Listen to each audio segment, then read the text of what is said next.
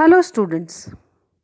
In previous video we started the chapter 5 Media and Democracy, where we study about the democracy and also key feature of democracy. Today we study different types of government. Monarchy, Rajtantra, a hereditary form of government by a single ruler, king, queen, emperor. It was the most common form of government during the medieval period. Today, there are few monarchies left in the world. Example Saudi Arabia and Yemen, जहाँ पर राजाओं का शासन या राजा या रानी का या किसी भी किंग का शासन होता है और वहाँ की जो गवर्नमेंट होती है वो किसी राजा के द्वारा या रानी के द्वारा चलाई जाती है, तो वो मोनार्की कहलाती है, राजतंत्र कहलाता है. इसका एग्जाम्पल है सऊदी अरेबिया और Yemen. Aristocracy, a hereditary form of government run by the noblemen or people of a caste. Example France before the French Revolution, the Kshatriya Rajput kingdoms of medieval India. इसमें कह सकते हैं कि समाज का एक वर्ग जो कि गवर्नमेंट चलाता है या शासन चलाता है, particular people of a caste, जैसे कि क्षत्रिय राजपूत का किंगडम हुआ करता था मेडिवल इंडिया में. नेक्स्ट फॉर्म आता है oligarchy. Oligarchy government by a small group of people who hold all the power. ये इस टाइप की गवर्नमेंट है जिसमें एक पीपल्स का स्मॉल ग्रुप होता है, वो गवर्नमेंट चलाता है. जैसे कि ancient Rome, South Africa, when it was ruled only by the whites, जहाँ पर सिर्फ गौरों का शासन होता था, गोरे जो लोग होते थे उनका शासन हुआ करता था. थियोक्रेसी मतलब कह सकते हैं हम धर्म का जो शासन है, government by a group of religious leader who rule in the name of God and where governance is based on the tenets of that religion. जहाँ पर धर्म का शासन होता है या धर्म का जो लीडर है, वो धार्मिक जो लीडर है वो शासन करते हैं. Example Iran and Vatican city. Dictatorship मतलब तानाशाह शासन, जहाँ पर गवर्नमेंट बाय अ पीपल और group of people who have seize power by force. Example Germany under Hitler, current day Myanmar, Pakistan under the ruler of general Ziaul हक.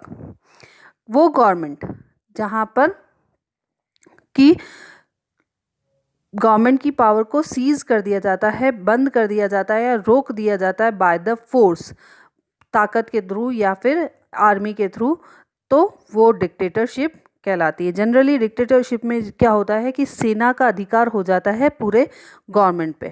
Democracy, government by the people, sometimes directly or sometimes indirectly through their elected representative. Example India, United States of America.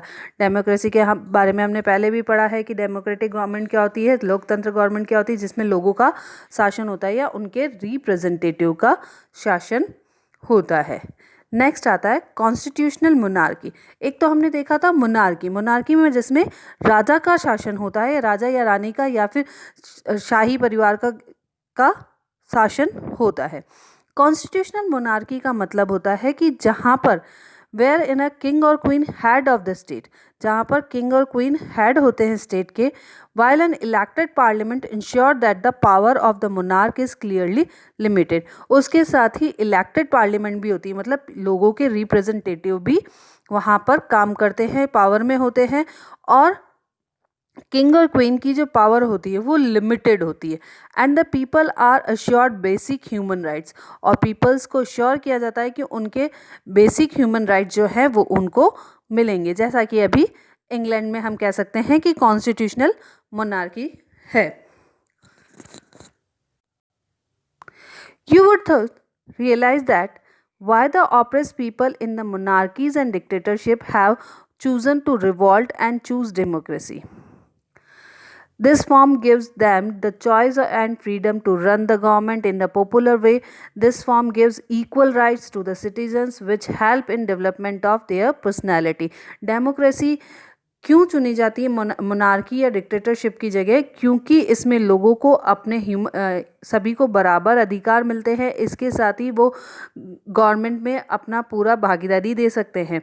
Many political leader and visionaries felt that the what you studied about is just the political democracy or the political form of democracy. मतलब हमने जो अभी तक कई leaders का मानना है कि अभी तक जो हम जिसके बारे में बात कर रहे थे वो पॉलिटिकल फॉर्म है डेमोक्रेसी का। They have gone to step further and said that the actual fruit and benefit of democracy would only be achieved if people have equality in social status and equal opportunity to grow economically. Thus, the two aspects also become essential part of the democracy as people should not be discriminated against within their country.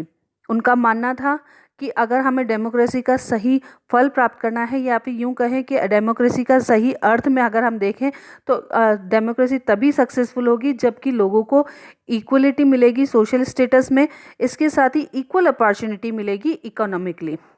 Social democracy, it means that all men and women should be treated equally and should have equal opportunity for development. No one should be discriminated on the basis of religion, caste, race or place of birth. Society should be free from the social evil like caste system and untouchability. Social democracy मतलब सामाजिक जनतंत्र जहाँ पर सभी लोगों को बराबरी का अधिकार होगा, बराबर अवसर प्राप्त होंगे, जहाँ पर उनके साथ कोई किसी भी तरह का भेदभाव नहीं किया जाएगा, चाहे जाति के आधार पर, चाहे धर्म के आधार पर, चाहे कास्ट के आधार पर या फिर प्लेस ऑफ बर्थ के आधार पर। और समाज जो है वो सामाजिक बुराइयों से फ्री होगा जैसे कि कास्ट सिस्टम से और जाति प्रथा से और अनटचेबिलिटी छुआछूत की भावना से फ्री होगा, वो कहलाती है social democracy. Economic democracy, it means that all the members should enjoy the freedom from exploitation of any kind in term of economic aspects. इसका मतलब यह है कि समाज के जितने भी लोग हैं उनको आज़ादी हो सभी प्रकार के एक्सप्लॉयटेशन से, सभी प्रकार के किसी भी तरह का उनके साथ दुष्व्यवहार नहीं किया जाता है और सभी को का इकोनॉमिक एस्पेक्ट से वो उनके साथ भेदभाव ना किया जाए।